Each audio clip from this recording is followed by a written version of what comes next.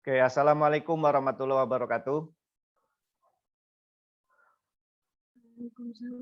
Pada pagi hari ini kita akan kuliah teknologi hasil perkebunan, di mana pada pertemuan kali ini kita akan membahas kembali mengenai bagaimana teknologi pengolahan teh. Ya, kemarin pada pertemuan sebelumnya kita sudah membahas bagaimana teh diolah dari awal ya, dari teh dipetik, kemudian tahap pelayuan, kemudian setelah tahap pelayuan ada penggulungan, kemudian setelah itu kita membahas mengenai fermentasi dan pengeringan.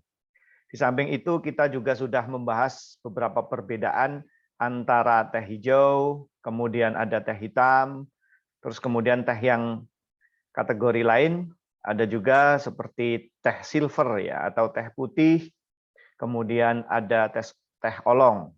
Nah, kemudian kita juga sudah membahas mengenai faktor-faktor apa saja yang mempengaruhi hasil atau mutu dari pengolahan teh. Ya. Kemudian beda dari setiap teh kita sudah membahasnya. Dan bahkan kita ada sedikit membahas mengenai produk olahan teh. Ya. Kemarin ada beberapa produk olahan teh yang juga kita bahas. Baiklah, pada pagi hari ini kita akan melanjutkan membahas mengenai pengolahan teh, ya, terutama mungkin bagaimana diversifikasi produknya, kemudian terobosan atau teknologi-teknologi aplikasi lain yang mendukung peningkatan produktivitas baik dari segi jumlah maupun kualitas. Oke. Baik, berikutnya kita akan melakukan paparan kembali yaitu kelompok 2, kelompok teh 2. Kami persilahkan kepada moderator.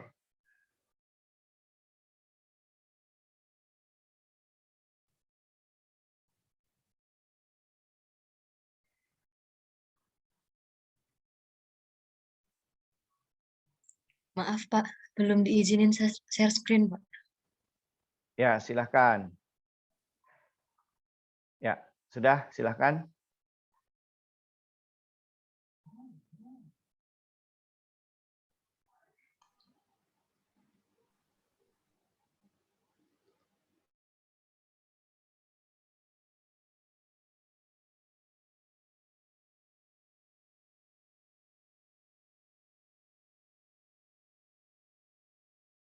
Baik, bismillahirrahmanirrahim. Assalamualaikum semua. Baiklah, kami di pemaparan hasil diskusi kami. Kelompok kami, pertama ada Ruth Elfri, Tri Indah, Fikri Ardian, Al Insanul, Melita Niken, Anissa, Reza, Suci Rahayu, Jan Popi, Aisyah, Salsabila, Fatin Anggraini, dan Yusian Fajri. Baiklah, selanjutnya pendahuluan yang akan dijelaskan oleh saya sendiri. Teh merupakan salah satu produk olahan hasil perkebunan yang banyak dikonsumsi masyarakat dalam kehidupan sehari-hari. Teh menjadi komoditas ekspor yang menyumbang besar bagi devisa negara. Komoditas teh dihasilkan dari pucuk daun tanaman teh. Secara umum, berdasarkan cara atau proses pengolahannya, teh diklasifikasikan menjadi 4 jenis, yaitu teh putih, teh hijau, teh oolong, dan teh hitam. Selanjutnya, rumusan masalah. Apa saja jenis-jenis teh yang ada di Indonesia? Bagaimana pengolahan pada setiap jenis teh? Apa saja kandungan yang terdapat dalam teh? Dan apa saja manfaat teh bagi kesehatan manusia? Tujuan, mengetahui jenis-jenis teh yang ada di Indonesia, mengetahui pengolahan pada setiap jenis teh, mengetahui kandungan yang terdapat dalam teh, dan mengetahui manfaat teh bagi kesehatan manusia.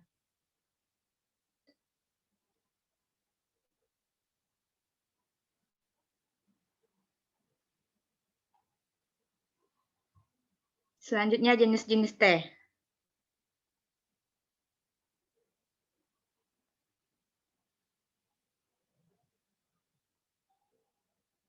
Yang akan dijelaskan oleh Yosihan Fajri. Baik, untuk jenis-jenis teh, yang pertama yaitu teh putih. Teh putih merupakan tanaman yang sering digunakan sebagai penyegar atau salah satu manfaat teh putih adalah diuretik. Teh putih berasal dari pucuk daun teh yang sangat muda dan masih menggulung. Pada saat dipetik, dilindungi dari sinar matahari, daun teh putih adalah salah satu jenis daun teh yang diproduksi paling sedikit dan memiliki kandungan katekin yang paling tinggi. Next.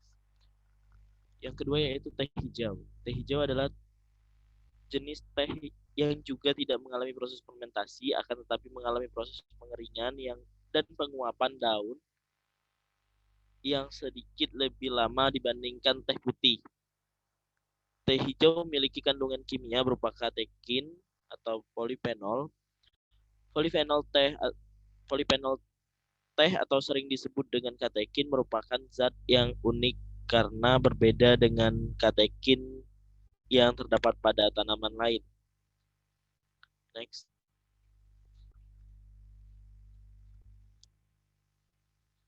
Yang selanjutnya yaitu teh hitam. Teh hitam diperoleh melalui proses fermentasi. Pada proses ini, sebagian besar katekin dioksidasi melalui tiflavin dan tirubigin, suatu senyawa antioksidan yang tidak sekuat katekin. Teh hitam merupakan teh yang paling sering dikonsumsi oleh masyarakat Indonesia karena ketersediaannya yang melimpah dan mudah dalam pengolahannya. Kandungan antioksidan tinggi di dalam teh hitam adalah polifenol, tirubigin, katekin, dan tiflavin. Next.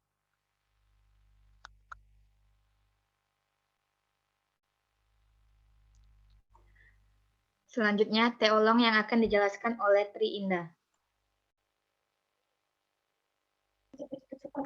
Selanjutnya jenis-jenis teh yaitu teh oolong.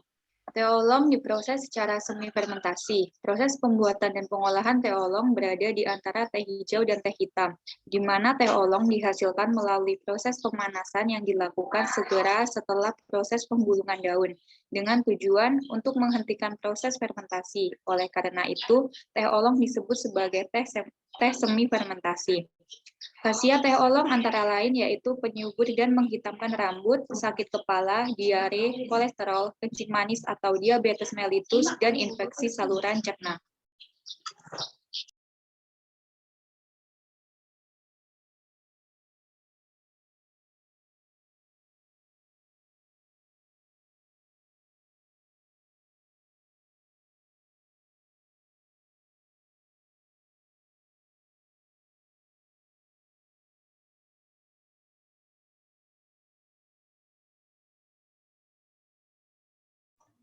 Selanjutnya, pengolahan teh.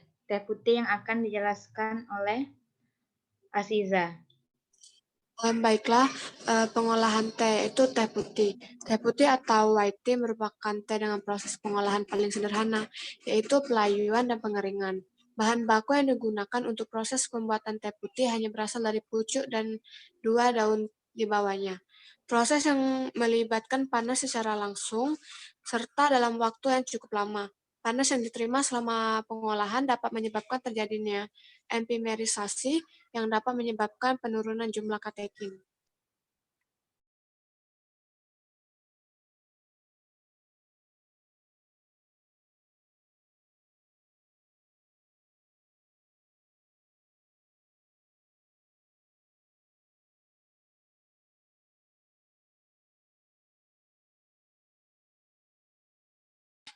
Selanjutnya teh hijau.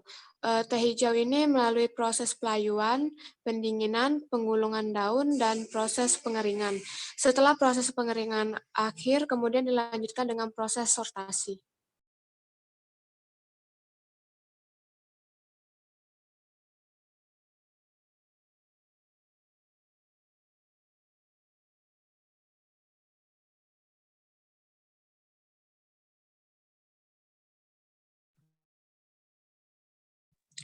Selanjutnya teh hitam. Proses produksi teh hitam adalah sebagai berikut, yaitu pemetikan daun teh, pelayuan, penggulungan, fermentasi, dan pengeringan. Tahapan produksi teh hitam tersebut, fermentasi merupakan bagian yang krusial dalam menentukan kualitas teh hitam, yang ditunjukkan dengan oksidasi katekin menjadi produk-produknya, yaitu theaplavin, dan thearubigin. Proses fermentasi berlangsung selama 1,5–3 jam. Tergantung varietas dari tanaman teh tersebut, umur daun teh, ukuran daun teh yang sudah dihancurkan, dan kondisi fermentasi.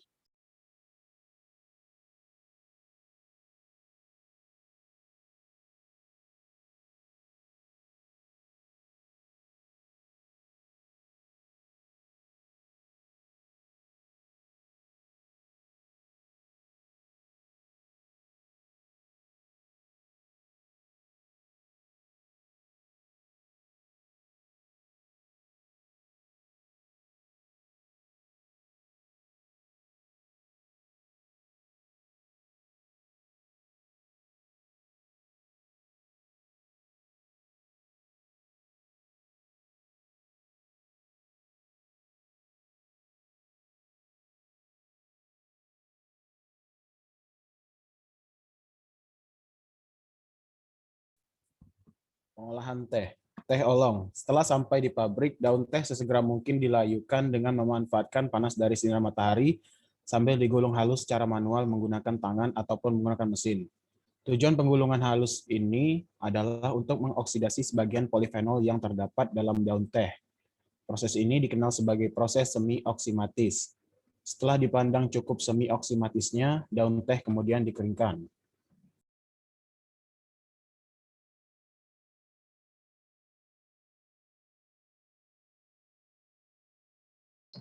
Kandungan ampas teh. Teh juga mengandung berbagai macam mineral seperti karbon organik, tembaga 20%, magnesium 10%, dan kalsium 13%, yang berpotensi untuk dijadikan sebagai bahan untuk media pertumbuhan jamur tiram putih.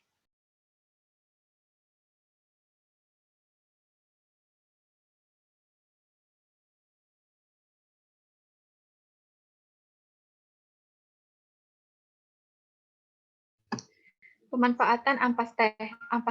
Ampas dari teh bisa diolah menjadi berbagai olahan yang bermanfaat seperti bahan untuk membuat masker wajah dan media untuk pertumbuhan jamur tiram putih. Dalam pembuatan masker wajah, teh memiliki senyawa bioaktif yaitu tanin dan polifenol yang berfungsi sebagai antioksidan. Senyawa antioksidan berperan dalam menetralisir radikal bebas sehingga dapat menghambat penuaan dini. Ampas teh juga memiliki aktivitas antibakteri Staphylococcus epidermis. Kandungan polifenol pada ampas teh dapat menghambat pembentukan lemak dari asam lemak sehingga mencegah kandungan minyak berlebih. Sedangkan untuk media jamur tiram, ampas teh dipilih karena mengandung serat kasar, selulosa, dan lignin yang dapat digunakan oleh jamur tiram untuk pertumbuhannya dan mengandung tanin yang dimanfaatkan untuk menolak kehadiran semut.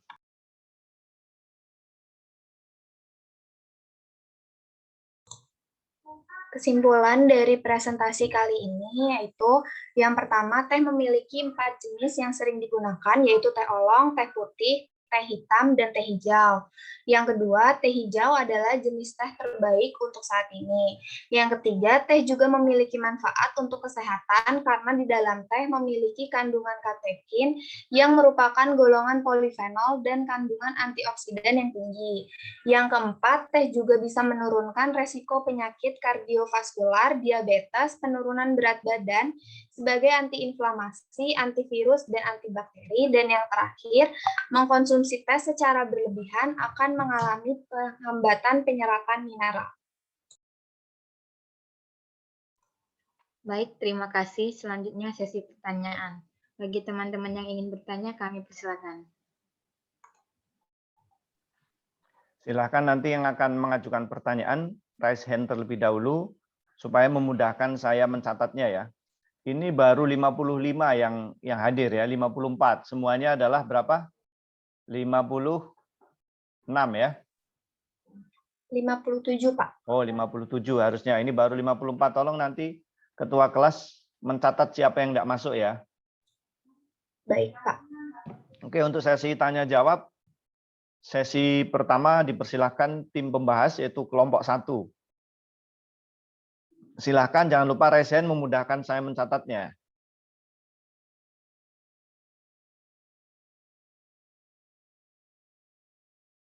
Oke, silahkan moderator.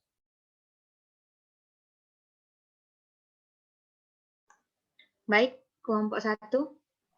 Ada yang ingin bertanya?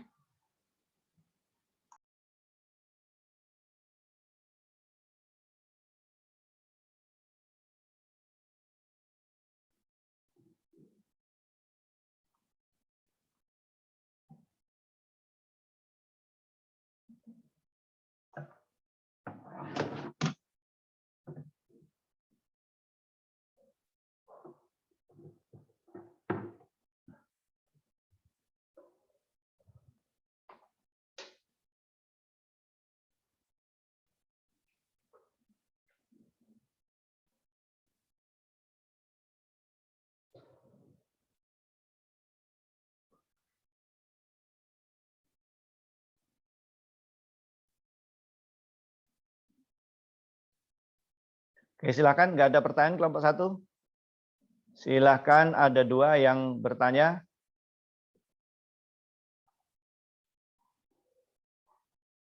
Atas nama, coba yang raise hand tadi.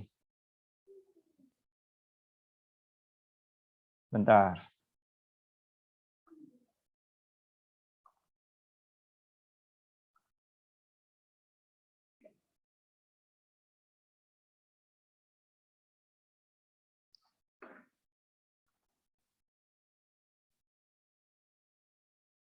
Ada Nyayu pertama ya, silakan. Baik Pak, terima kasih. Sebelumnya mohon maaf Pak tidak bisa on kamera karena ada masalah sama kameranya. Jadi saya ingin bertanya Pak, dalam proses penyeduhan teh itu kan ada proses namanya itu teh celup. Nah, apakah teh celup boleh dilakukan penyeduhan berulang kali seperti merefill air panas pada kantung teh atau teh celup yang sama? Terima kasih Pak sebelumnya. Ya, silahkan ya. Cukup jelas, mungkin langsung dijawab saja oleh kelompok 2.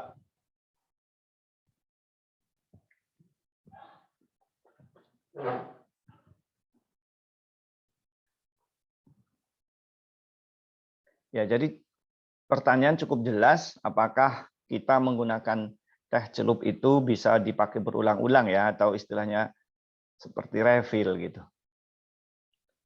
Ya, silahkan. Baik Pak, izin menjawab pertanyaan dari Yayu. Sebelumnya, nama saya Anissa Nurfitriana, belakang NIM 25. Nah, apakah kita boleh menyeduh teh 2 kali atau merefill dengan air panas? Jawabannya, untuk boleh atau tidaknya mungkin bisa ditambahkan oleh Bapak. Nah, tapi berdasarkan dari sumber yang saya baca, untuk penyeduhan teh lebih dari 2 kali, itu akan menghasilkan warna serta rasa yang menurun. Maksudnya berbeda dari awal kita melakukan teh, yaitu awal kita penyeduhan teh, terutama pada teh celup. Jadi kan semakin bagus kualitas tehnya, maka hasil seduhannya kan akan semakin warnanya juga semakin yang didapat juga semakin lebih pekat dan juga dari rasanya juga semakin baik karena mutu daun teh yang digunakan juga baik. Nah, cuman untuk boleh atau tidaknya melakukan prefill ulang lebih dari 2 kali itu akan memengaruhi rasa serta warna teh yang dihasilkan. Nah, kemudian berdasarkan di sumber yang saya baca, untuk peredaman teh, kantong teh di dalam air itu juga harus disesuaikan sebab pada kantong teh itu terdapat namanya senyawa klorin, yang mana senyawa klorin ini apabila direndam di dalam teh terlalu lama akan menyebabkan racun. Seperti itu, Pak. Terima kasih. Oke ya, jadi jawabannya sudah cukup bagus. Intinya sebenarnya boleh atau tidaknya itu tergantung selera ya. Yang pertama tadi sudah dijelaskan, penyeduhan yang berulang itu akan menyebabkan kualitas seduhan menurun ya. Pada minggu yang lalu saya sudah menjelaskan bahwa proses pelarutan pada proses penyeduhan itu diawali dengan pada menit-menit pertama itu yang larut adalah senyawa theaflavin. Senyawa ini yang menyebabkan hasil seduhan memiliki flavor khas seperti teh. Kemudian pada tahap yang kedua, kalau kita rendam lebih lama, maka yang mulai larut adalah cearubigin. Ya, ini yang memberi intensitas warna teh menjadi coklat kemerahan. Nah, jadi artinya pada saat diseduh ulang, maka teh tentu akan menurunkan kualitasnya, terutama theaflavinnya, sehingga flavornya menjadi tidak tajam. Kalau terubikinnya kemungkinan masih ada, sehingga kalau diseduh 2 atau 3 kali masih menghasilkan warna yang coklat. Ya, walaupun intensitas kecoklatannya tentu akan menurun. Nah, tetapi jangan lupa yang harus diperhatikan adalah kantong kertasnya. Jadi kalau Anda ingin membuat teh yang berulang-ulang atau teh yang kemudian di refill, misalnya Anda habis kemudian dikasih air panas lagi, sebaiknya keluarkan teh itu dari kantongnya atau Anda gunakan teh yang tidak berkantong saja, bukan teh celup ya, teh rendam namanya itu ya. Teh yang direndam bukan teh celup ya, demi keamanan. Jadi di beberapa penelitian itu dulu pernah ada pelarangan penggunaan jenis kertas tertentu karena dia mengandung senyawa-senyawa yang bisa larut ya, terutama ada senyawa dioksin yang notabene bisa menyebabkan gangguan kesehatan. Ya, jadi kalau Anda ingin merefill atau ingin mengisi ulang teh itu, sebaiknya gunakan teh yang bukan teh celup ya, teh rendam istilahnya ya. Oke, mungkin tambahan itu saja, jawaban tadi dari Anissa sudah cukup bagus. Berikutnya tadi yang sudah resen ada Gabriela ya. Silahkan. Baik Pak, terima kasih. Perkenalkan saya Gabriela Gevina Haloho dari kelompok teh 1. Izin bertanya kepada kelompok teh 2. Tadi di kesimpulan ada didapatkan bahwa dikatakan bahwa teh hijau merupakan jenis teh terbaik. Mengapa teh hijau dapat dikatakan sebagai jenis teh terbaik? Apakah dari proses pengolahannya atau dari aspek yang lain? Terima kasih. Ya, silakan ya, langsung ditanggapi saja kelompok 2. Izin menanggapi. Perkenalkan, saya Melita Niken dari Teh 2. Izin menanggapi dari pertanyaan Gabriela dari Teh 1. Mengapa teh hijau dikatakan jenis teh terbaik? Karena teh hijau memiliki kandungan polifenol sebagai senyawa antioksidan tertinggi. Dengan urutan teh hijau, teh putih, kemudian teh oolong, lalu disusul dengan teh hitam. Saat ini teh hijau lebih populer karena kandungan katekinnya lebih tinggi dibandingkan dengan jenis teh hitam. Sehingga teh hijau lebih dikenal sebagai jenis teh yang dapat mencegah pertumbuhan penyakit kanker. Selain itu,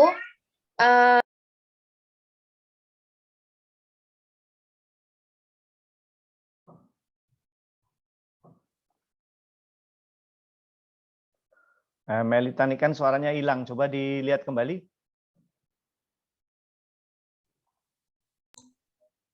Oke, baik Pak. Saya lanjutkan. Saat ini teh hijau lebih populer karena kandungan katekinnya lebih tinggi dibandingkan dengan teh hitam. Sehingga teh hijau lebih dikenal sebagai jenis teh yang dapat mencegah pertumbuhan penyakit kanker. Selain itu, teh hijau adalah untuk mencegah dan menurunkan tekanan darah tinggi, menurunkan kadar kolesterol, resiko terkena stroke, dan menghaluskan kulit. Oke, mungkin itu jawabannya. Ada tambahan lagi? Oke ya, mungkin sedikit saya ulas saja. Ya, sedikit saya ulas bahwa saja sebenarnya kalau ditinjau dari kualitas masih ada jenis teh satu lagi, yaitu teh putih ya, atau sering disebut dengan teh silver. Nah, ya, jadi sebenarnya kalau dari segi kualitas ya, kalau teh silver pasti akan lebih bagus dibanding dengan jenis teh hijau. Itu dari segi kualitas. Tetapi kalau dari segi bisnis itu tentu akan lebih menguntungkan teh hijau, ya, karena jumlah teh silver ini jumlahnya sangat terbatas, produktivitasnya rendah, walaupun harga jualnya tinggi. Yang kedua, konsumennya juga sangat terbatas, sehingga juga tidak mudah untuk menjualnya. Nah, kebanyakan dari segi perhitungan bisnis, maka pengolahan teh hijau akan lebih menguntungkan. Karena apa? Yang pertama, kualitasnya akan bagus ya, dibanding dengan teh hitam, kemudian teh oolong. Kemudian kelompok yang kedua, pengkonsumsinya dan harganya jauh lebih terjangkau, sehingga dari segi hitung-hitungan penjualan akan lebih memudahkan dibanding dengan menjual teh silver. Maka dari itu orang lebih mengatakan bahwa teh hijau itu akan lebih bagus dibanding dengan kategori teh yang lain ya. Jadi ada dua segi. Yang pertama adalah dari segi kesehatan, nilai fungsional dan kandungan kimia yang ada di dalamnya. Yang kedua adalah perhitungan bisnisnya ya, dari segi perhitungan bisnis dan perhitungan nilai fungsionalnya lebih berimbang ya dibanding dengan teh putih atau teh silver. Kalau teh silver dari segi kandungan kimia dan kesehatan bagus, tetapi dari segi bisnisnya kurang menguntungkan. Ya. Oke, mungkin itu saja sekedar tambahan. Silakan. Berikutnya ada nama Heptania, ya silakan Heptania. Baik Pak, terima kasih. Saya izin bertanya, saya Heptania dari T1. Sebenarnya ada nggak ketentuan berapa kali dalam sehari teh di kebun itu siap dipetik?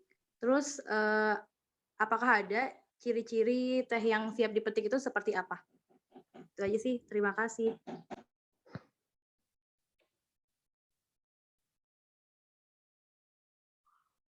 Ya, silahkan.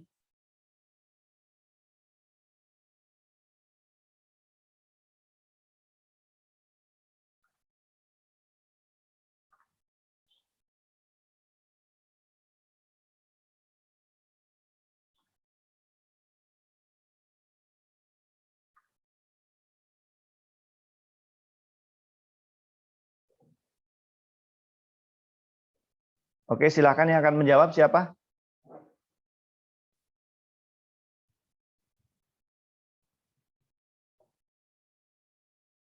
Baik Pak, izin menjawab pertanyaan dari Heptania.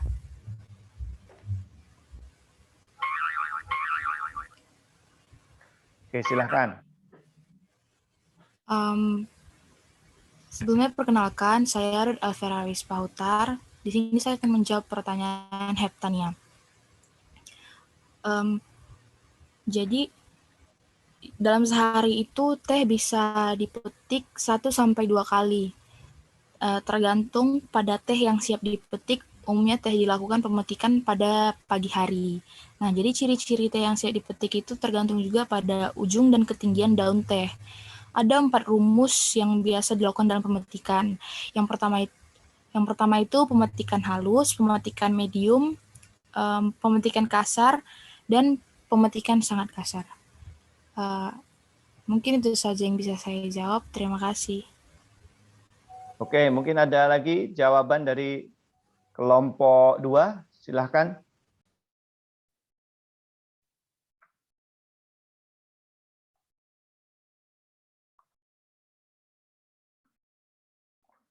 Oke, silahkan kelompok 2 kalau masih ada yang mau jawab.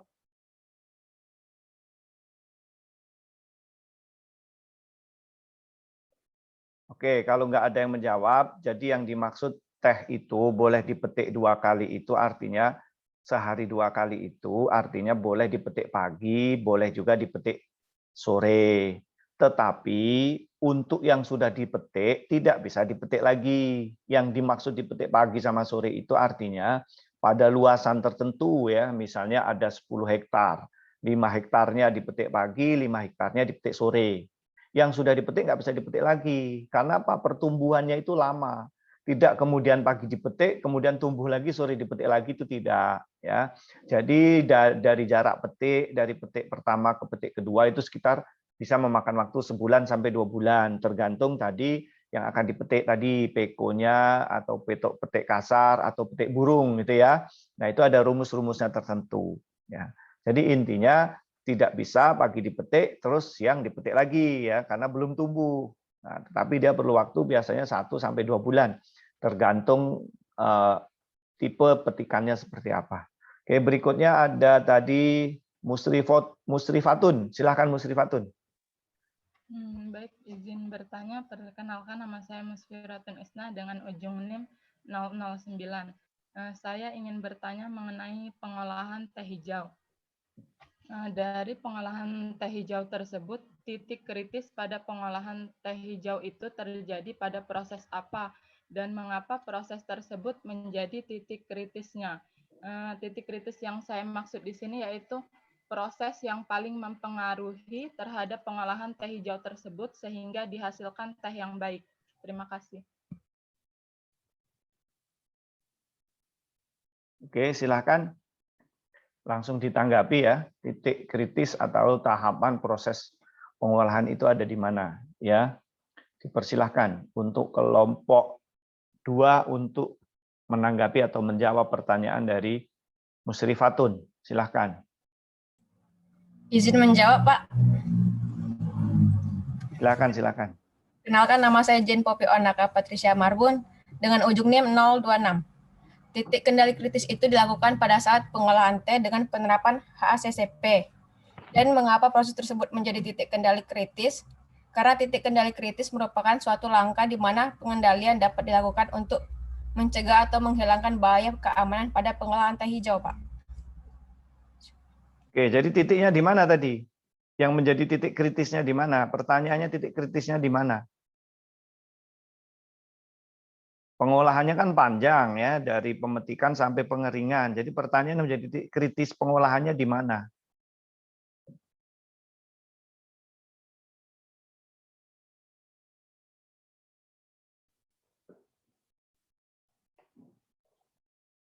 Oke, mungkin dibantu tim lain dari kelompok 2, jawabannya masih kurang tepat, silahkan.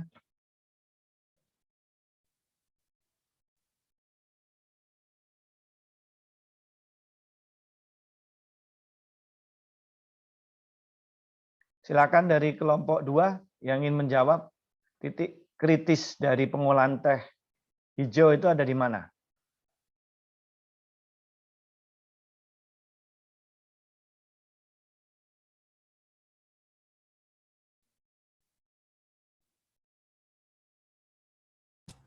Pada proses fermentasi, Pak. Oke, bisa dijelaskan maksudnya bagaimana itu proses fermentasi? Silahkan.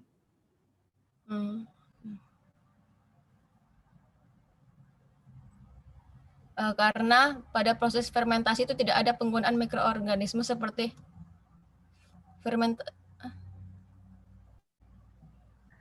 Oke, silakan tim lain dari kelompok 2 yang mau menjawab untuk melengkapi jawaban Jane tadi.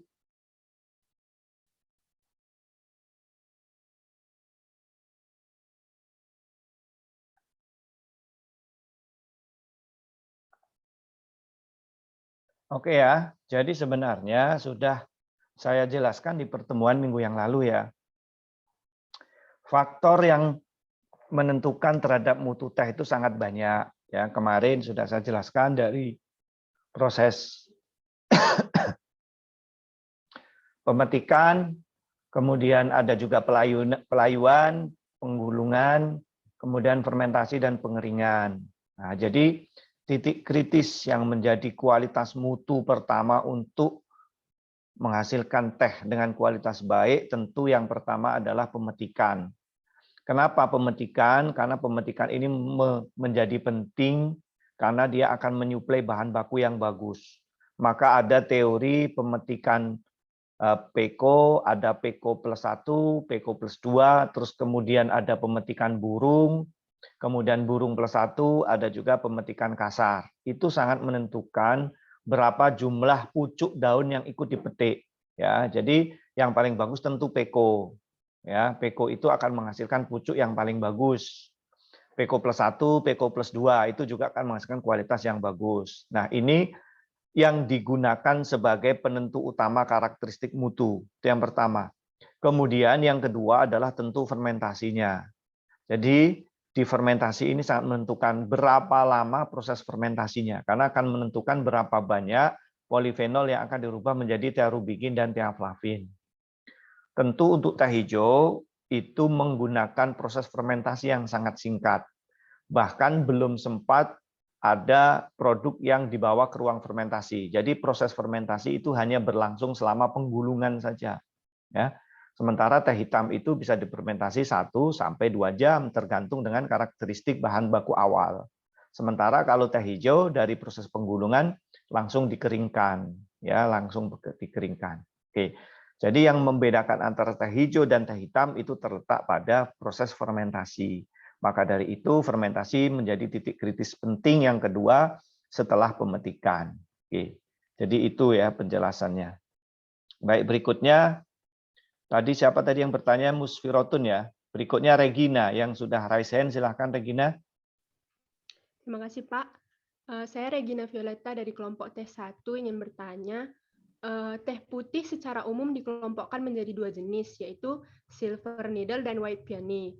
Nah, apa yang membedakan kedua jenis teh putih ini? Lalu, yang mana yang lebih unggul dan mengapa? Terima kasih. Oke, baik. Langsung silahkan dijawab kelompok 2 ya. Jadi ini membahas mengenai teh silver ya. Oke, teh silver itu atau kita nyebut dengan teh putih, sebenarnya teh silver sama dengan teh putih ya. Cuman tadi dibedakan apa beda antara teh silver dan teh putih ya. Oke, silahkan. Baiklah, saya Aisyah Ramayuni akan menjawab pertanyaan dari Regina Violeta. Perbedaannya tuh pada bagian yang digunakan pada silver needle, yaitu pucuk daun utuh yang belum mekar, sehingga proses ekstraksi sangat lambat. Sedangkan dua daun di bawahnya akan menjadi white peony. Kalau dibilang mana yang lebih unggul, dua-duanya memiliki keunggulan, di mana white peony ini termasuk jenis teh putih yang memiliki rasa lebih khas serta harganya lebih terjangkau.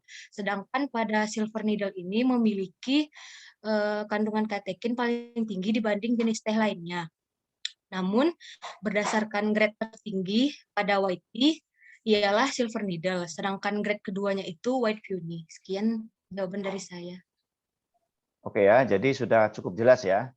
Jadi ini sama-sama orang mengatakan sebagai teh silver biasanya, tetapi dari dua jenis tadi memang silver lah yang paling bagus ya, karena silver ini dia masih tergulung. Nah, kalau kita metik bagian yang masih tergulung, nah itu yang paling kita akan peroleh dengan kualitas silver.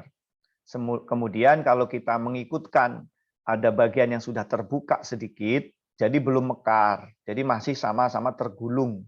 Tetapi tergulungnya itu sudah cenderung lebih mekar. Maka kita kategorikan sebagai white tea ya, atau orang menyebutnya juga sebagai white beauty. Nah, tapi intinya sebenarnya kualitasnya hampir sama. Tentu kualitas tertinggi ada pada silver ya. Pada silver itu yang belum mekar. Sementara kalau mekarnya sedikit sudah terbuka atau warnanya sudah berubah menjadi agak putih, itu kemudian disebut dengan white beauty ya. Dari segi komposisi kimianya tentu paling bagus silver, tetapi kalau dari segi keterjangkauan ya tentu white beauty akan menjadi lebih realistis gitu untuk dari segi hitung-hitungan bisnis ya. Oke. Jadi jawabannya tadi siapa tadi yang jawab?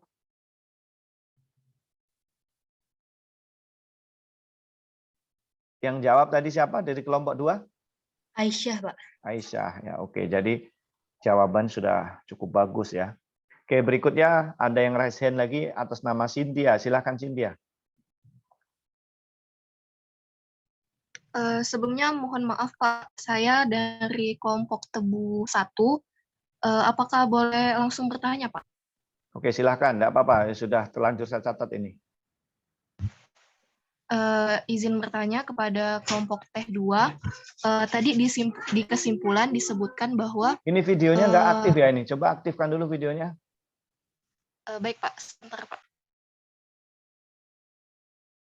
Oke, silakan Cynthia. Izin bertanya, baik, pertanyaannya saya ulang. Tadi di kesimpulan disebutkan bahwa ketika kita mengkonsumsi teh secara berlebihan itu dapat menyebabkan penghambatan penyerapan mineral. Nah, yang ingin saya tanyakan, mengapa ketika kita mengkonsumsi teh secara berlebihan itu dapat menghambat penyerapan mineral di dalam tubuh? Terima kasih. Oke ya, jadi sudah cukup jelas pertanyaannya. Kenapa kalau kita mengkonsumsi teh dalam jumlah yang banyak itu akan mengganggu penyerapan mineral. Oke, tapi sebelumnya nanti yang bertanya dipersilakan untuk kelompok teh dulu ya. Nanti yang kelompok tebu jangan raise hand dulu. Oke, silahkan. Untuk kelompok 2 siapa yang akan menjawab?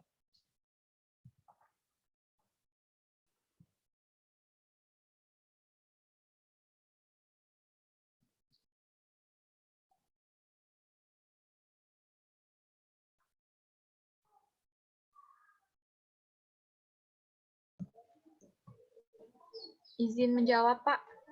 Silahkan, siapa namanya terlebih dahulu? Jadi, di dalam teh itu sendiri terdapat kandungan asam fitat. Asam fitat ini akan menghambat penyerapan beberapa mineral penting yang ada dalam makanan selama proses Oke, pencernaan siapa ini namanya? berlangsung. Siapa? Yang menjawab? Suci Rahayu, Pak. Suci. Dihidupkan dulu ininya, Suci. Nah, dari asam fitat Hidupkan. dan tan. Oke, silakan ya. Silakan Suci. Jadi dalam teh, ya Pak. Jadi dalam teh itu sendiri terdapat kandungan asam fitat. Nah, asam fitat ini akan menghambat penyerapan beberapa mineral penting yang ada di dalam makanan selama proses pencernaan berlangsung. Asam fitat dan tanin yang merupakan antioksidan dalam alami yang terdapat di dalam teh akan menghambat penyerapan zat besi, magnesium, dan zat seng, bahkan kalsium hingga 80%. Nah, kekurangan mineral dalam tubuh terutama zat besi yang biasanya terdapat dalam sayuran itu dapat mengakibatkan penyakit anemia, bahkan jika kondisinya sudah parah bisa sampai menyebabkan kematian. Oke ya, jadi sudah dijawab oleh Suci ya. Jadi pada prinsipnya jawabannya sudah benar ya, tapi masih ada beberapa kekurangan. Jadi kandungan senyawa yang berfungsi sebagai pengikat atau pengkelat mineral di dalam teh itu bukan asam fitat ya.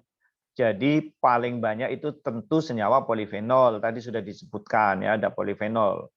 Jadi fitat itu bisa menyerap mineral, tetapi pada asam fitat itu yang paling banyak terdapat pada kacang-kacangan, terutama seperti kedelai gitu ya. Tetapi pada teh yang paling banyak memiliki peran terhadap penyerapan mineral atau pengkelatan mineral sehingga tidak bisa diserap oleh usus, itu tentu senyawa polifenol. Tadi sudah disebutkan seperti tanin ya, kemudian kafein, itu seluruhnya bisa menyerap mineral. Nah, jadi beberapa mineral tadi yang akan terserap sudah disebutkan. Sehingga efek negatifnya mengkonsumsi, kalau tadi kita sudah bahas banyak sekali efek positifnya ya, seperti bisa sebagai antioksidan, kemudian bisa digunakan untuk terapi kanker, kemudian menurunkan berat badan, pokoknya seluruhnya itu yang positif. Tapi ternyata juga ada efek negatifnya, yaitu dia bisa akan mengkelat beberapa mineral, sehingga akan menyebabkan orang anemia apabila yang diserap itu ada seperti Fe. Memang yang paling banyak diserap adalah Fe ya. Selain ada Mg, Cu, ya, Ca juga diserap tergantung dengan apa yang kita konsumsi. Maka dari itu yang lebih penting itu adalah bagaimana kita memanajemen waktu dalam minum teh ya. Maka sebaiknya minum teh itu jangan dibarengkan dengan makan besar. Misalnya Anda makan siang sebelumnya minum teh terlebih dahulu. Atau sesudah makan siang Anda minum teh gitu ya. Itu adalah tata laksana makan siang yang tidak benar. Atau Anda sarapan nasi terus minum teh. Itu juga adalah metode yang tidak tepat. Kapan tepatnya kita mengkonsumsi teh atau kopi adalah di sela waktu makan. Nah, artinya mineral itu sudah diserap baik oleh tubuh sehingga tidak dikelat atau tidak diikat oleh senyawa polifenol ya, atau sesudah makan juga kurang bagus. Jadi tata laksana minum teh yang bagus adalah waktu di mana di antara waktu makan. Jadi kalau misalnya Anda sarapan, kemudian minum teh ya nanti jam 10 gitu ya.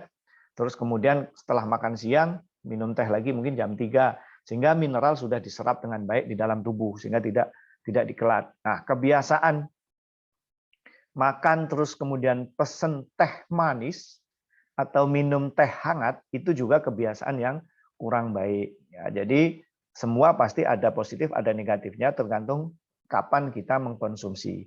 Jadi bukan teh saja ya, seperti kopi juga seperti itu. Maka yang disarankan pada saat Anda makan, maka yang diminum air putih atau minum jus sebagai minuman penutup ya, bukan minum teh atau kopi.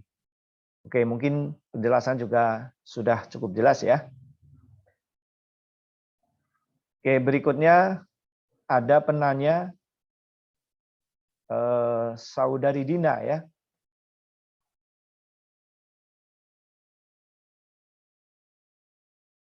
Silakan Dina tadi yang sudah raise hand.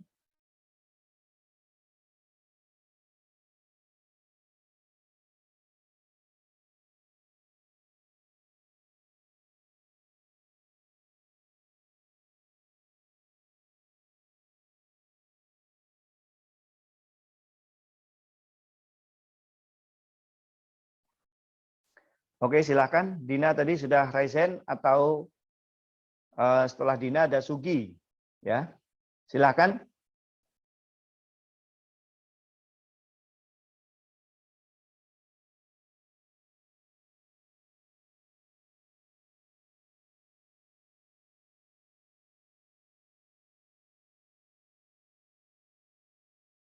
Silakan. Jadi Sugi tadi ingin menanyakan lewat chat saja ya, karena suaranya terlalu bagus. Nanti takut kawan-kawannya tidur semua setelah mendengar suara Sugi. Tadi ada Sugi, ada Dina. Silakan Sugi akan menanyakan melalui chat. Silakan. Mungkin Dina, kalau tadi sudah raise hand, silakan Dina. Baiklah, terima kasih Pak. Suaranya kecil sekali Dina. Ya Pak. Ya, suaranya sangat kecil. Apakah sudah terdengar Pak? Ya, sudah terdengar, tapi kecil. Yang lain apakah mendengar suara Dina?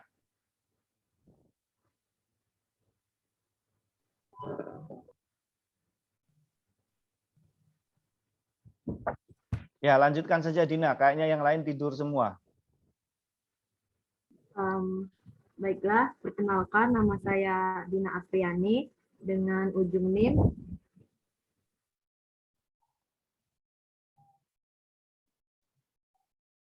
Ya, lanjut Dina.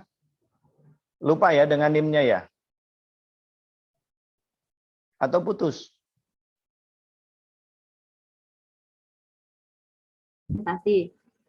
Nah, apakah ada perbedaan lain dari macam-macam teh tersebut selain dari proses pengolahannya?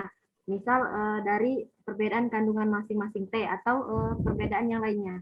Terima kasih. Oke ya, jadi selain pengolahannya, apa sih perbedaan dari masing-masing teh itu?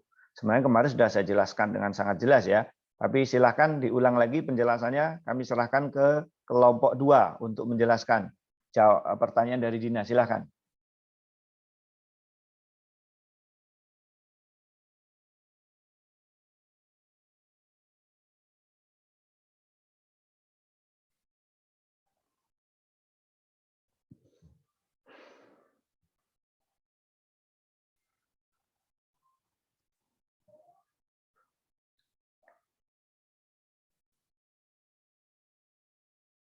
Ya, silakan kelompok 2.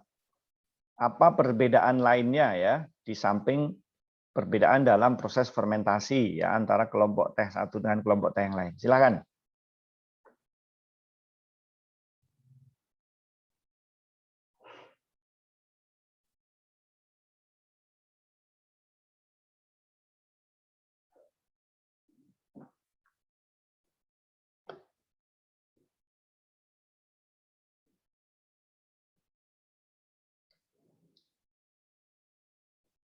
Oke, silakan kelompok 2.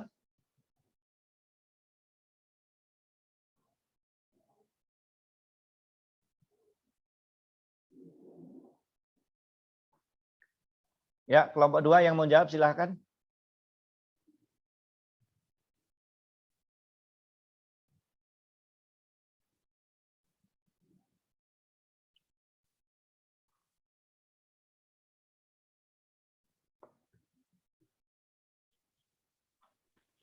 Mana moderator kelompok 2 tadi?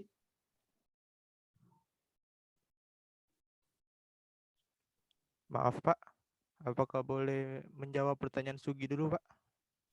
Boleh, boleh. Silakan. Ini siapa namanya? Fikri, Pak. Fikri, silakan Fikri. Ya, saya akan menjawab pertanyaan dari Sugi. Suaranya kecil ya, kalau bisa agak besar dikit. Apakah bagian dari pohon teh yang merupakan tangkai dan bunga dapat dijadikan minuman teh? Jawabannya itu yang dapat menjadi minuman teh itu bagian tangkainya. Tangkai itu diolah bersamaan dengan daun teh. Seperti itu, Pak. Oke, jadi diolah dengan daun teh itu sebagai apa? Kenapa masih harus melibatkan batang dalam pengolahan teh? Mungkin bisa dijelaskan Fikri. Kemarin sudah saya jelaskan juga kan. Kenapa batang teh itu masih tetap diambil ya atau diolah untuk pengolahan teh?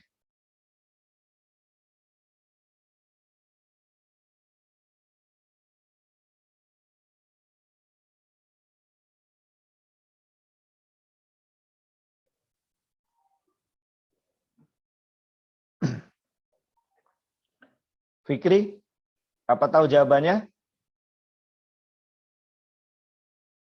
Oke ya. Jadi kenapa daun teh itu diolah bersama dengan batang teh gitu. Jadi kandungan tertinggi pada daun teh itu adalah senyawa polifenol yang digunakan sebagai senyawa fungsional pada pembentukan flavor dan pembentukan warna pada seduhan teh ya. Senyawa-senyawa itu adalah senyawa polifenol yang merupakan prekursor dan semuanya terkandung di dalam daun. Tetapi di dalam batang, kenapa harus tetap dimasukkan? Ya, kemarin sudah saya jelaskan bahwa sebenarnya di dalam batang teh itu mengandung beberapa mineral seperti Cu dan Mg. Nah, senyawa Cu dan Mg ini berfungsi sebagai kofaktor di dalam proses fermentasi. Jadi keberadaan Cu dan Mg itu sangat penting untuk membantu proses fermentasi atau proses oksidasi pada polifenol, kemudian dia membantu proses kondensasi pada senyawa polifenol. Ya, jadi tahap pertama dari reaksi adalah oksidasi yang juga dibantu oleh senyawa Mg dan Cu. Kemudian pada fermentasi tahap kedua yaitu tahap kondensasi juga dibantu oleh senyawa Cu dan Mg. Itulah alasan utama kenapa pada proses pembuatan teh harus melibatkan batang. Ya, oke. Tapi bukan batang yang besar ya. Itu nanti dibuat menjadi kursi kalau batang yang besar itu buat kursi. Ini adalah batang yang masih digunakan untuk menempel peko atau petikan burung ya, hanya batang yang atas saja ya. Bukan batang yang bawah. Kalau batang yang bawah-bawah itu ya dibuat untuk kursi itu. Nah, terus bunga ya. Bunga teh itu sebaiknya tidak ada. Karena kalau bunga teh itu ada artinya kualitas daunnya sudah kurang bagus. Ya. Jadi kalau Anda perhatikan teh itu pertama dia tumbuh, kemudian dia akan tumbuh menjadi pucuk, setelah dia menjadi pucuk dia akan menjadi peko, setelah peko dia akan menjadi petikan burung. Nah, setelah dia burung maka dia baru tumbuh bunga. Ya, biasanya baru tumbuh bunga. Sehingga bunga ini paling-paling kalau ada bunga teh itu ada di bagian bawah-bawah saja, di bagian bawah teh. Yang artinya tidak terpetik dengan bagus. Nah, kemudian setelah dia tumbuh bunga, baru dia tumbuh biji. Ya, nah sebaiknya memang bunga dan biji teh itu tidak ada. Itu artinya proses pemetikan tehnya itu sudah terlalu terlambat. Ya, sehingga teh menghasilkan bunga dan menghasilkan biji. Oke ya, mungkin itu jawabannya. Silahkan pertanyaan berikutnya. Tadi ada yang belum dijawab. Dari saudari Dina ya, pertanyaan dari Dina. Silakan dijawab. Selain proses fermentasi, apa sih yang membedakan antara teh hijau, kemudian teh hitam, teh oolong ya? Silakan.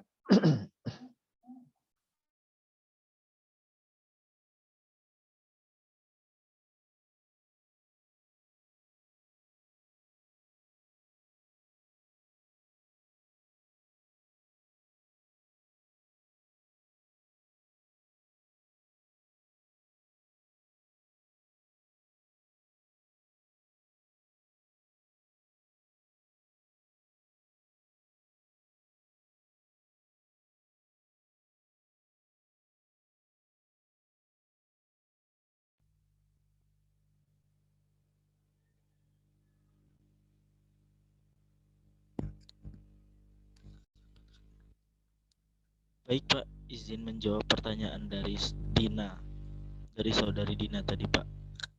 Perkenalkan, nama saya Yosihan Fajri, ujung NIM 048. Selain dari fermentasi, apa yang membedakan dari masing-masing teh tersebut? Untuk teh hijau yaitu mengandung katekin. Akan tetapi saat ini teh hijau juga lebih populer karena kandungan katekinnya lebih tinggi dibandingkan dengan teh hitam. Yaitu sehingga teh hijau lebih dikenal sebagai jenis teh yang dapat mencegah pertumbuhan kanker.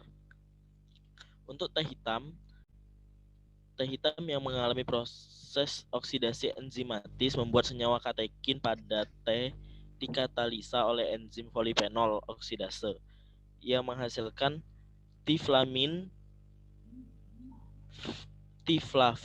dan tirubigin. Senyawa katekin pada teh dapat mempengaruhi rasa pahit pada teh, sehingga teh hitam yang melalui proses oksidasi enzimatis akan menghasilkan aroma paling kuat dengan rasa lebih ringan, tidak terlalu pahit. Untuk teh putih, jenis daun teh yang diproduksi paling sedikit dan memiliki kandungan katekin yang paling tinggi. Daun teh putih merupakan daun teh muda yang masih kuncup dan diproses secara penguapan dengan segera setelah pemanenan untuk menonaktifkan polifenol oksidase.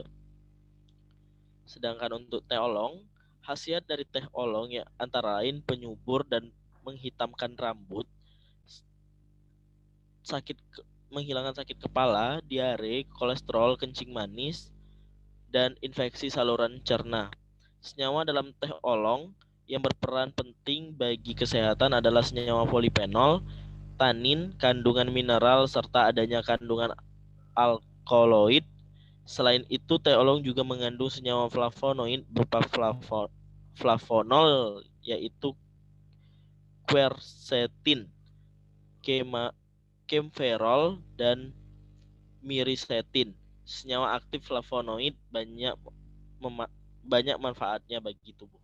Mungkin itu saja jawaban dari kelompok 2. Terima kasih. Oke ya, tadi siapa yang jawab tadi namanya? Yosihan. Yosihan Pak. Yosihan ya. Jawabannya terbata-bata ya, karena belum hafal dengan nama-nama senyawa kimianya ya. Banyak salah membacanya. Tiflavin, tirubigin, itu aja salah membacanya. Kemudian quercetin ya.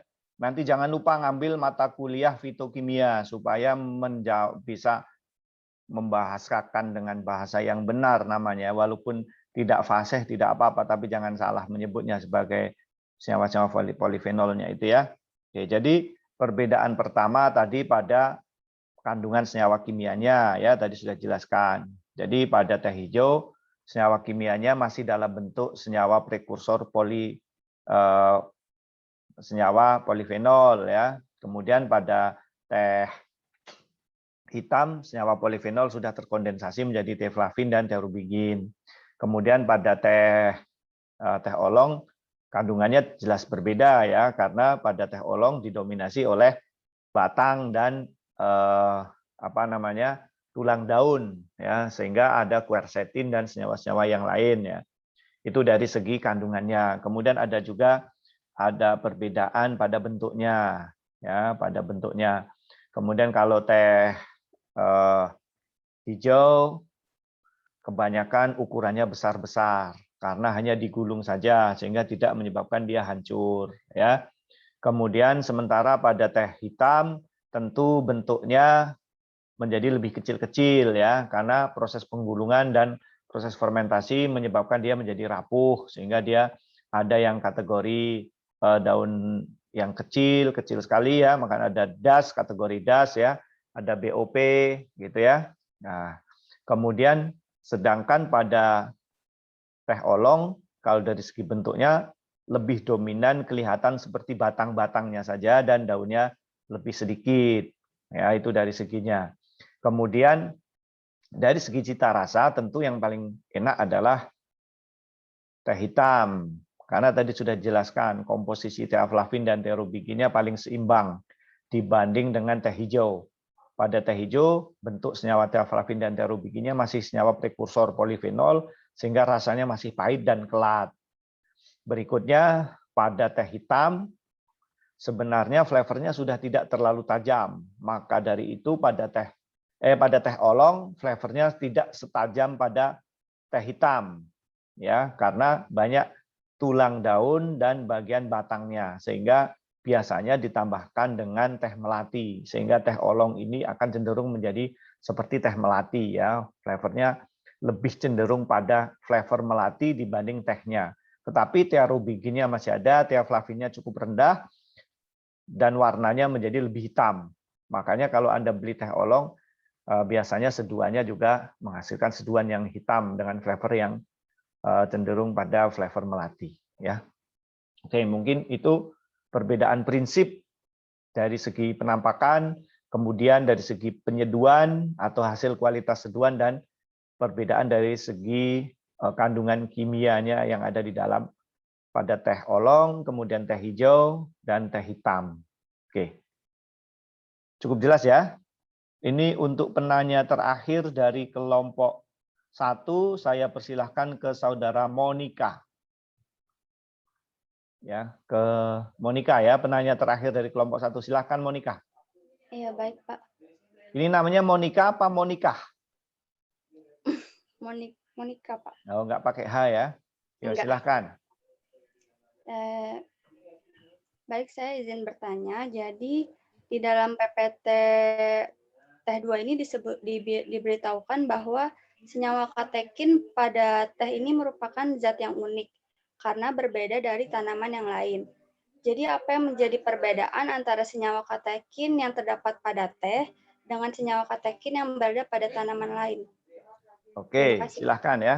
Jadi pertanyaan sangat jelas, kemudian singkat dan susah dijawab. Silahkan, kalau ada yang bisa menjawab.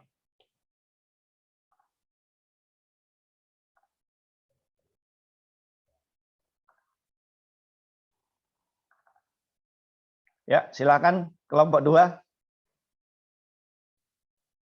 Ini kalau tidak bisa menjawab, nanti saya gunakan sebagai PR. Silahkan cari perbedaan antara katekin yang terdapat pada teh dan katekin yang terdapat pada tanaman lain seperti gambir ya. Di dalam gambir ada katekinnya juga. Pada kopi ada katekinnya juga. Nah, pertanyaannya apa bedanya antara katekin pada teh, kemudian katekin pada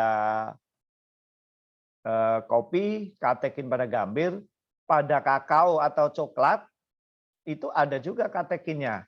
Apa bedanya itu ya? Jadi kakao bukan kakao ya, kakao. Silakan kelompok 2 kalau ada jawabannya berarti nggak jadi PR ya. Cuman kalau nggak ada jawabannya saya jadikan PR ini.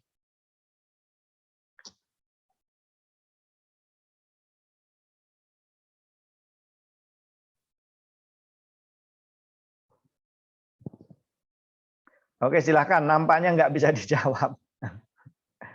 Oke, dipersilakan. Ini untuk PR saja ya. Nanti saya kasih tempat untuk nguploadnya di e-learning. Oke, berikutnya. Saya serahkan atau saya kasih kesempatan untuk kelompok tebu 1 dan kelompok tebu 2. Silakan. Masing-masing 3 penanya saja.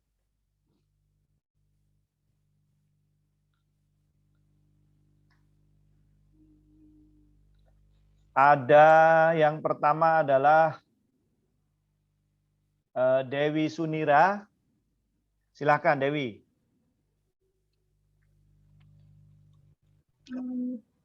Saya Dewi Sunira dengan ujung 029 dari kelompok tebu 1.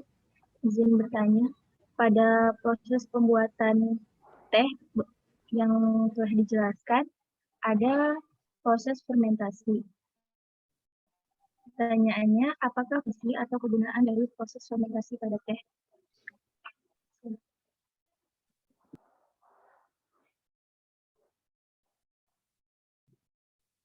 Ya, silahkan. Jadi apa kegunaan ya proses fermentasi pada teh ya? Ini jawaban yang sangat mudah jawabannya karena sudah sering dibahas ya 2 kali pertemuan dibahas berulang-ulang terus ya, tapi harus dijelaskan karena sudah ditanya. Ini Dewi tadi dari kelompok tebu berapa?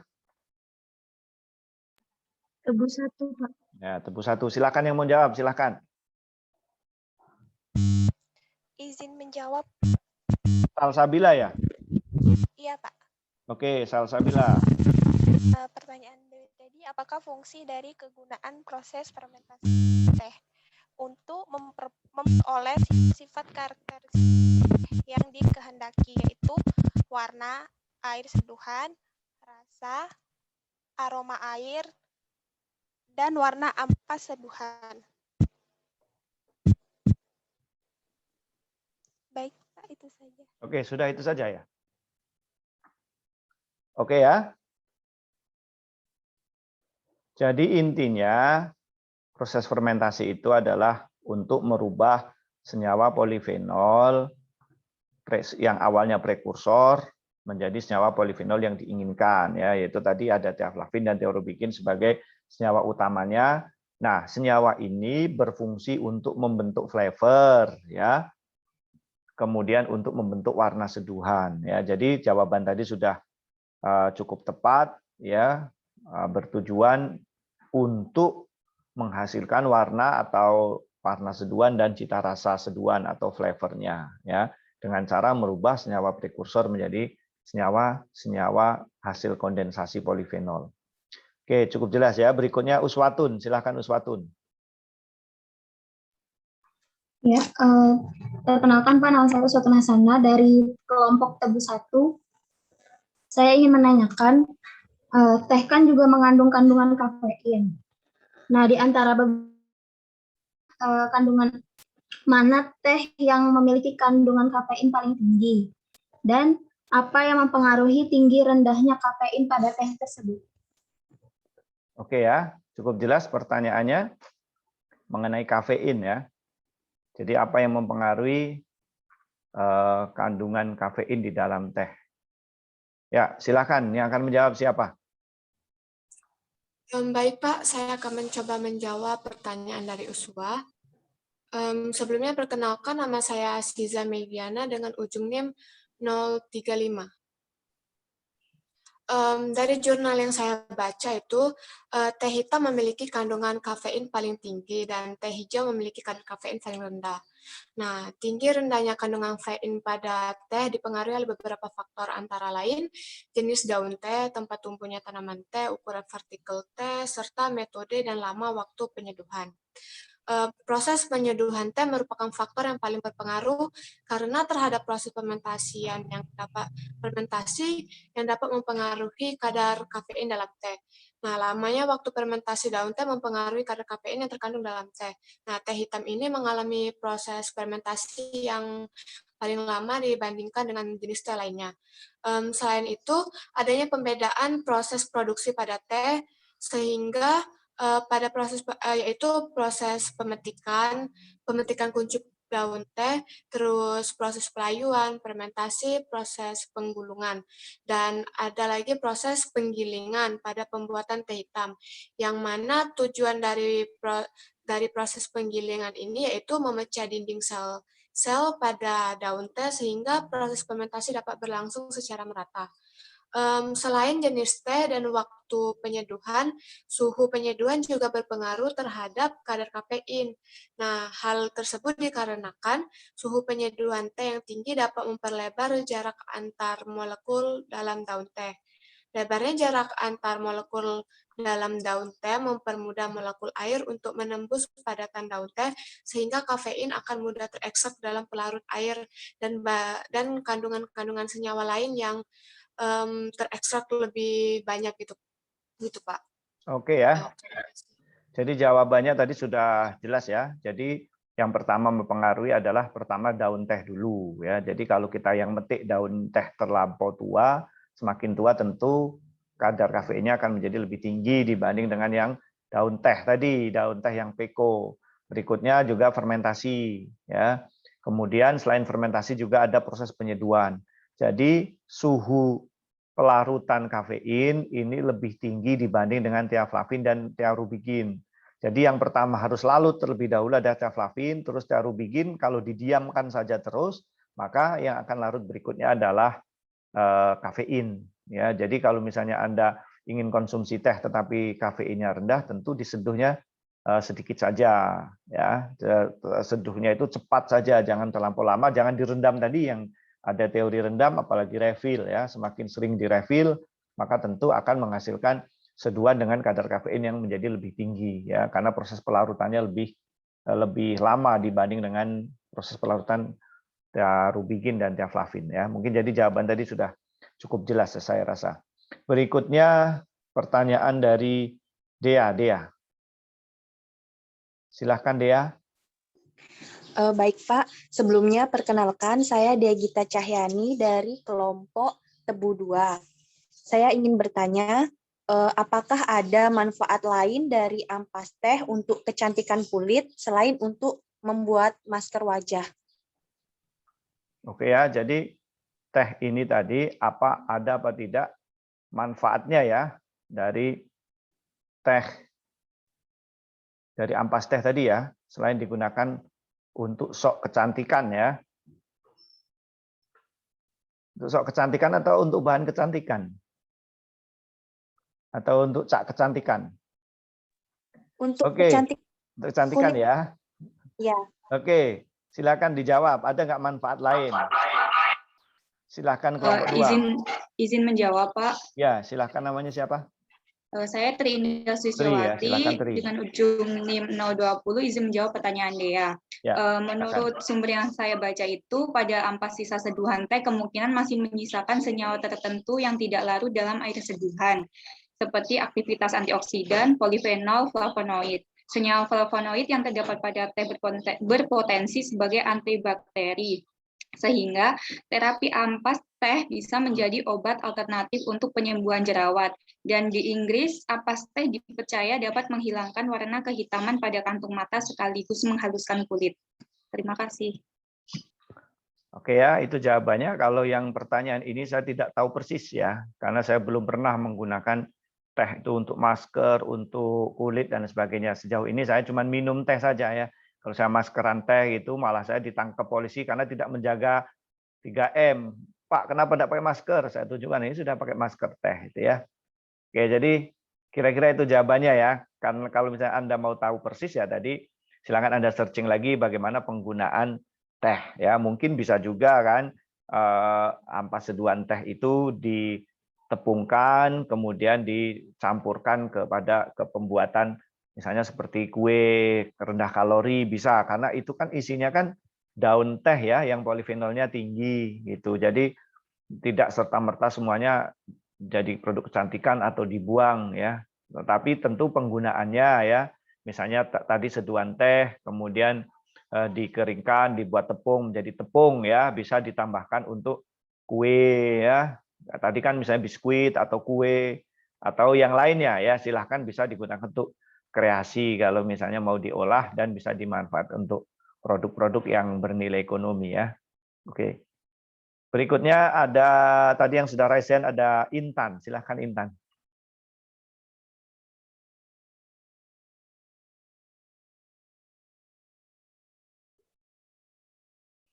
Ya, Intan, silahkan Intan.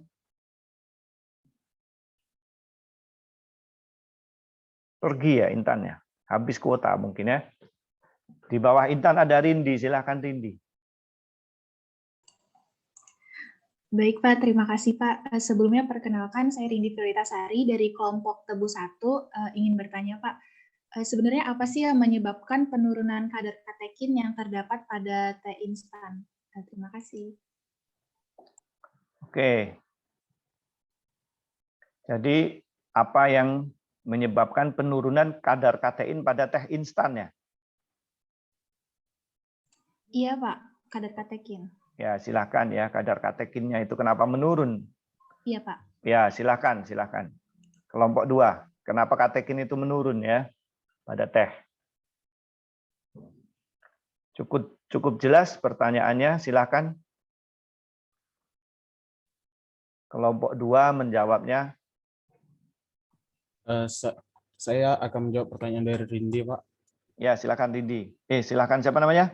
Al-Ihsanul Mutakin, Pak. Aliza. Al-Ihsanul Mutakin. Al-Ihsan, ya silakan Al-Ihsan. Pertanyaannya tadi, apakah yang menyebabkan penurunan kadar katekin yang terdapat pada teh instan? Ya, ya. Penurunan kadar katekin selama proses pengolahan teh instan itu disebabkan oleh adanya pengolahan lebih lanjut, yaitu terjadinya reaksi oksidasi senyawa katekin yang dikatalisa oleh enzim polifenol oksidase. Sekian, Pak. Ya, jadi jawabannya singkat, padat, ya. Jadi kira-kira itu. Jadi kenapa kadar katekin menjadi turun, ya? Karena katekin itu akan dioksidasi, kemudian berubah menjadi senyawa lain, ya. Itu katekin ini adalah merupakan senyawa prekursor sebagai bahan dasar untuk membentuk senyawa-senyawa kondensasi. Ya, tadi kan ada teaflavin, tearubigin, ya. Kemudian senyawa-senyawa lain itu salah satunya itu berbahan dasar hasil oksidasi katekin, yaitu ya walaupun bukan teaflavin saja, tapi ada senyawa-senyawa golongan yang lain dari hasil kondensasi, di mana katekin pertama akan mengalami oksidasi, kemudian nanti akan terkondensasi. Nah, terkondensasi dengan senyawa apa, itulah yang menentukan hasil akhir molekulnya akan menjadi senyawa yang lain, ya. Senyawa apa itu sangat tergantung dengan senyawa yang mengikat dari oksidasi katekin. Gitu. Oke, baik. Ada terakhir Aisyah, ya, yang resen tadi ada Aisyah. Silakan Aisyah. Saya kelompok 2, Pak. Oh, kelompok 2 ya. Tadi resen apa salah ini ya? Kepencet tadi. Yang raise hand tadi itu Indah, Pak. Oh, Indah. Indah masih ada, Indah. Indah hilang ya. Masih, Pak. Silakan Indah, jadi bertanya nggak, Indah? Jadi, Pak. Ya, silakan. Tadi, perkenalkan nama saya Indah Lelista dari kelompok Tebu 1. Saya ingin bertanya kepada kelompok 2 teh. Tadi di PPT disebutkan salah satu manfaat dari teh putih itu adalah diuretik. Mungkin boleh dijelaskan apa itu diuretik dan apakah manfaat lain dari teh putih itu tersebut? Terima kasih. Oke ya. Jadi pertanyaan terakhir dari saudara Indah, dan rupanya pertanyaannya juga susah ini rupanya ya. Silakan kelompok 2. Jadi kelompok 2 ini kasihan sekali dapat pertanyaan susah terus ini. Silakan siapa yang mau jawab? Izin menanggapi, Pak. Ya, silakan. Ya, silakan. Namanya siapa dulu? Reza Pandega, Pak. Reza, silakan Reza. Tadi pertanyaannya, manfaat teh putih adalah diuretik. Apa yang dimaksud dengan diuretik dan manfaat lain dari teh putih? Nah, jadi diuretik itu, Pak, adalah zat yang dapat meningkatkan jumlah produksi urin dan membantu tubuh membuang kelebihan air. Dan manfaat lain dari teh putih itu bisa mencegah penuaan dini, mencegah pengerutan pada wajah, mencegah pengerasan dan penyempitan pembuluh darah, melancarkan aliran darah pada pembuluh darah, mengurangi tekanan darah tinggi, dan juga dapat menguatkan sistem kekebalan tubuh, Pak. Gitu, Pak. Oke, Reza pernah minum teh ini? Sebelumnya belum, Pak. Belum ya, silahkan Reza minum teh ya, teh putih atau teh hijau supaya kerutan di dalam wajah berkurang ya, karena tadi sudah disebutkan oleh Reza, salah satu fungsinya adalah untuk mengurangi kerutan di wajah, ada supaya awet muda. Iya. Ya, oke. Jadi diuretik tadi adalah proses memperlancar ya, sebenarnya meningkatkan volume air kencing ya. Fungsinya di mana? Fungsi dari diuretik adalah untuk memperbaiki kualitas ginjal ya. Jadi semakin kita sering kencing, ya artinya dalam kategori normal ya. Nah, jadi kalau kita minum teh itu akan meningkatkan volume air kencing, artinya meningkatkan kualitas penyaringan di dalam ginjal. Ya, jadi ginjal kita akan bekerja dengan lebih keras dengan dicuci gitu, sehingga kalau ada kotoran atau senyawa-senyawa oksidator yang awalnya menempel di ginjal, maka dia akan keluar ya, akan keluar. Oke. Kemudian artinya semakin banyak penyaringan ginjal atau semakin banyak bahan yang ada di kandung kemih, tentu artinya metabolisme akan dipacu menjadi lebih tinggi ya, lebih tinggi. Itulah sebabnya meningkatkan metabolisme artinya meningkatkan pembongkaran energi, pembongkaran sel dan seterusnya, sehingga menyebabkan kalau dalam teori orang yang mengkonsumsi teh hijau akan menyebabkan menurunkan berat badan gitu ya, karena metabolisme dipacu lebih tinggi, salah satunya itu penyebabnya ya. Oke, cukup jelas ya. Jawaban terakhir tadi juga sudah cukup bagus dan sudah mengena jawabannya ya.